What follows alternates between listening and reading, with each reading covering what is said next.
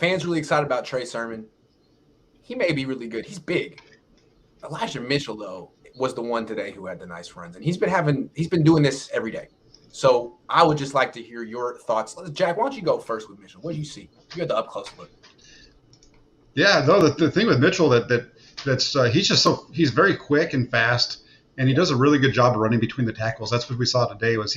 Everything with him was between the tackles, and he just seemed to be, he plants his foot and he's gone, and he has a little bit of good movement, but everything's still driving forward. And I'm really looking forward to seeing what he does when they put the pads on Tuesday.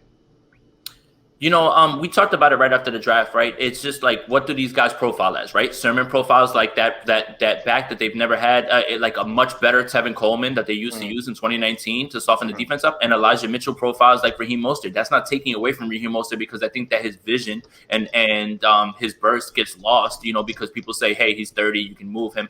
But I think that the 49ers looked at this objectively. Raheem Mostert's not on under contract.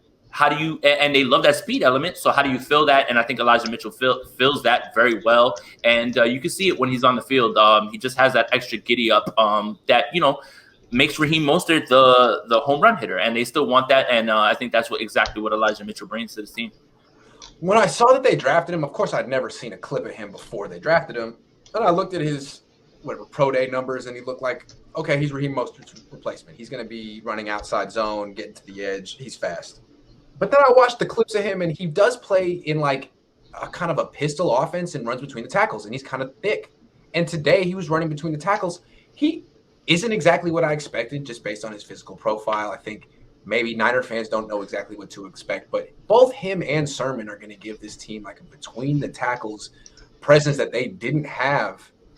They've never had when Kyle Shanahan. It's that they haven't had since Carlos freaking Hyde, or I don't know. Frank Gore? Yeah, Frank Gore, Alfred Morris, whatever you want to say. It's like that. They have two guys, not just one. And that's the thing too, is about Sermon, is he kind of profiles like Frank Gore. Like Frank Gore has this like low center of gravity that is hard to bring him down, and that's what Sermon has. But Elijah Mitchell, that home run ability, that's something that Shanahan very much values, obviously, in this offense.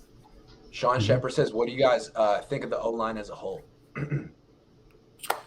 It's tough for me to say. You guys were closer. It's tough for me to say because, again, there's no pads, and I don't know what they're allowing, and how many of those plays would have been sacks if they allow guys to get through and they're playing through pads. So I defer to you guys. You guys were closer.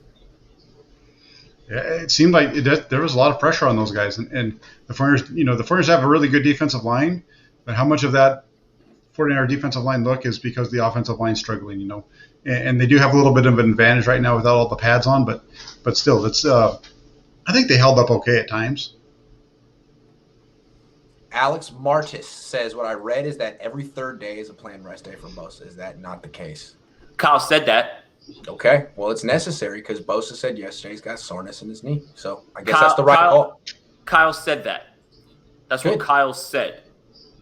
I don't know if I'm making it clear. Like, he said that. He said that. He said that. Keep that in mind. These are what things people say. That's what he said. Yes. He said those words out of his mouth. Jordan Rinaldi says, if the Niners keep Lance Rosen and Sudfeld but miss the playoffs, would Kyle be fired? No, I would be fired because I'm the quality control guy who told him to do that, especially if Jimmy went to Indy and made the playoffs. Yeah, I mean, that's a good question. What do you think? I mean, that's the worst case. Nah. With Trey Lance, he knew what he was doing when he picked him. It reset his clock. He's got a few years, so no chance. I don't think that happens. No, I don't think so either.